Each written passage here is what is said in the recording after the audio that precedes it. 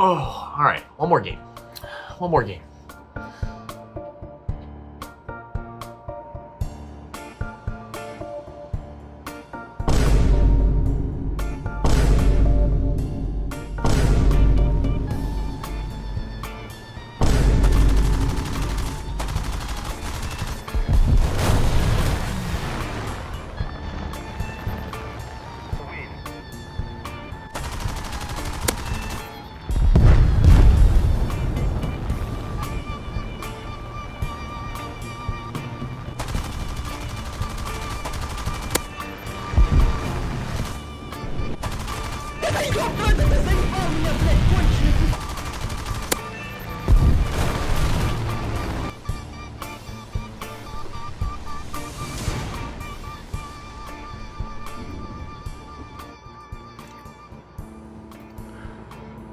Well, that was a good game. Yep, that's right. You heard it here first. A plane so easy that you can sleep and still get an ace game. Welcome back to the channel, everybody. And today we're going to be playing the Hornet Mark III. This is just a plane that gets me giddy. It's just incredibly overpowered. Essentially, if you manage your energy and boom and zoom, this thing is nearly untouchable. It gets an air spawn, and it has 30 meters a second rate of climb. All the fastest props in the game doesn't even come close. And maybe if a Ta 152 got up really high, but there's not enough time in the day for that. We're working with two Rolls-Royce Merlin engines. This thing is incredible on WEP. Look at it, almost gets 700, closer to 600 horsepower on WEP. So WEP makes a huge difference. Two of them, so we're ripping. It's fairly light airframe, I would imagine. It just doesn't turn that well. Accompanied with 4 Hispano machine guns. That's enough firepower to deal with anything. 760 rounds, plenty of ammo. These things do spray. They run out a little quicker than you think they would, but man, this thing is it's great. So we're gonna boom and zoom. We're not gonna turn too much, and we're gonna spray dudes down with 20 mil Hispanos. And of course, quickly, thanks to our channel members. I appreciate you guys a whole lot, and they get access to these videos even earlier. Now let's get into the first gameplay. Well, unfortunately for me, all my voice audio got deleted. Good thing for you is I still want to tell you about this plane, and I still got the gameplays. So the first thing I want you to notice is the massive energy advantage that we have coming right into this game. At a reasonable climb and maintaining reasonable speed. The cool thing about this mission too is we've got contrail showing basically everybody's position, so I can tell that the guy going off to the right there is a bomber, and the guy off in the middle is a fighter. So all we're going to do is we're just going to gain a little bit of altitude. I like to try to get over 5,000. Like, that makes the most sense because this thing cooks at 5,000 and just a little bit above that. Now that we've caught up to the JU, we're gonna, kind of pick our angle that we want to engage him at. He's also reacting to us, so we're gonna kind of be at the mercy of him. We're going way too fast for him to be able to, basically get away from us though. And yeah, just let him have it. There's a severe, and you don't want to stay behind those rear gunners for too long. They will shred you, so make sure you're quick with your attacks on the JU 288s. You'll run into them a lot at this tier. Now, looking over, we see our competition over there, the Ta 152s and BF 109s, which are particularly kind of scary if you let them get up high. But we have so much of an advantage now, and we have somebody else playing over top of them to where they're not really going to be able to get the altitude that they need to do anything. So as long as we stay fast, that's all I'm thinking about. Staying fast, keeping the energy advantage over these guys, then we should be able to dictate everything in this battle. Now, of course, we got to jump on them fast here because we got our Hornet doing work down here, Sunset, helping me out here a good bit. We see the Yak 3U. Yak 3U is pretty dangerous, so I see him climbing up. I see him getting kind of slow. I also see the 109 down there. And like I said, I'm looking to make a move here, just looking for a good angle.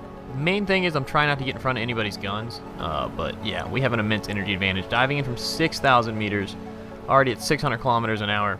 We have a 109. Now, if he chooses to go away from us, we're not going to commit to that. It would be a huge waste, and I know plenty of guys that would do that. So just, think about these things before you do them.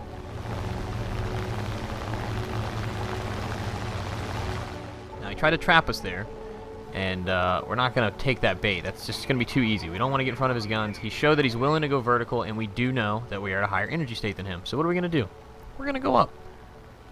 And I believe at this point in the game, this is kind of a learning experience for me. I was trying to kind of figure out when to commit. This thing's kind of a school bus a little bit. And the flaps, I don't want to rip those. That's a lifeline in case I need it. So we're just going to extend away and do the smart thing here. We'll get another shot at that again. You see, I told you. Look, we're already setting up. So the 109 is still in chase. And notice that we're just pinning that throttle. We're trying to get as much as we can out of this plane. We're gonna go vertical and see if we can, maybe do a little bit of an Immelman. I don't know. It's kind of tough. Honestly, I was just trying to figure out the plane here. Little flaps over the top, pulling around, but he pulls his nose into us. He's not gonna get shots on at all, but we're just gonna kind of roll on out of this and extend. Now, you might be thinking to yourself, okay, well, why are you showing us all this? Well, this is real. Okay, this really happens in battles. You don't always do the right thing, and if you fly a bunch of different planes, everything's a little different. So muscle memory is kind of tough to come by, especially with the variety in this game. But notice that we picked up an LA9 over here. I've noted that he is kind of slow because we're not moving fast and he's not closing us very fast. So I'm thinking about maybe having one more attack run on this 109, knowing that I can easily get the energy advantage over both of these guys. But I don't know, making some thoughts here. It's okay to take just a little bit of time sometimes to assess the situation. There's nothing wrong with it. And after just waiting a little bit, you notice at the bottom of the screen comes my Spitfire buddy. So, like I said, pay attention. If he's coming over, distract the guys, let him catch up and be able to help you. And this really opens up an opportunity for me to have an attack and potentially for him to have a successful attack. So, work with your teammates. Just, silently communicate with them sometimes, or at least just pay attention. So, I'm looking at the LA9 right now, but I noticed the Spitfire's pretty tangled up with him, and that leaves the BF-109. If I don't engage the 109, they're just going to double team the Spitfire, but also the BF-109 is still very much interested in me. So, one more time, we're going to set this whole thing up. We notice not a huge energy advantage, but he's not going very fast either.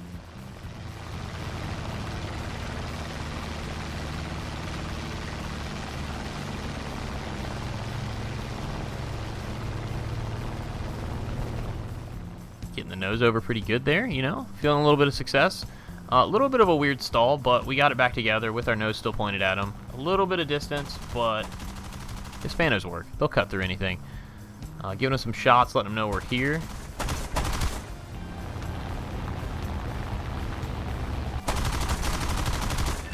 And a little neg G, and a hit to the face. And if you notice at the bottom right hand side of the screen, Spitfire got that LA9. Not that you always have competent teammates around, but, use the environment. Now, there's 3 guys left, and one just flew under me. It's a bomber. He's flying away, and I got teammates back there. I'll let them deal with that. We notice we have 2 at their first airfield, and what does the first airfield mean? No AA. So we're cooking, 0 throttle, letting this plane glide down, pretty much near my max speed. I couldn't go very much faster than this. The wing's starting to wobble. JU-288, another juicy little 288, and we will definitely take that. Spraying, because I want to kill him before he shoots at me. I don't want to die, I don't want him to kill me. Hit him, not dead. Hit him, he's dead. Super dead. Severe damage on him, and then we have a 262. I usually manage my ammo a little better than this, but free kill. Oh wait, I have 3 rounds. Yeah. That's upsetting. This guy also mentioned in the chat at the beginning of the match that he has a booster on. He must have prayed to the snail. It really works.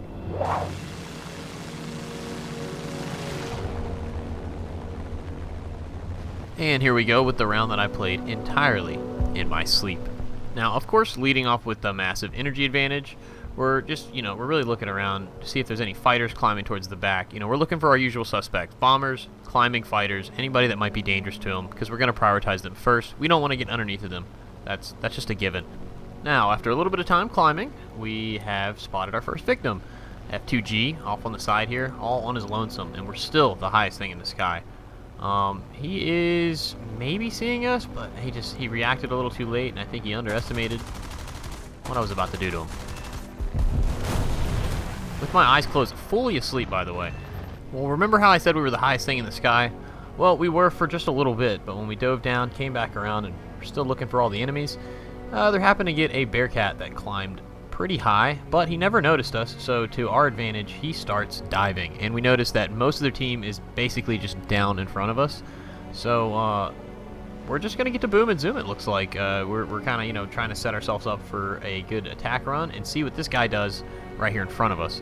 Now, if he doesn't go all the way down, we're going to have to figure out how to deal with him, but fortunately for us, he is just completely oblivious. Alright, so now I want you to pay very close attention to how I set this up. I'm basically looking in for a run-in on both of these guys, because that's my best bet. Boom and zoom, and if I can get them both in one go. Since they're both pretty occupied, I might actually be able to set it up. So I'm going over top of this guy right here, making sure that I don't come in with too much speed, but enough to get the hell out of there. I don't want to risk wing rip or any kind of compression or anything. So here we go. We're going to set up the shots and see how this goes.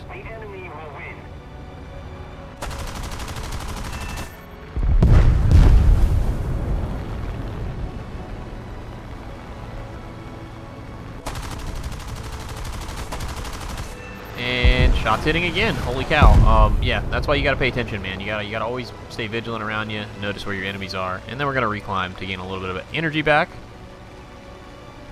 Now we're back on the prowl. Gained just enough energy to be dangerous, just in case somebody pops up, and we're just outbound to another kill here. A little LA9, poor little guy.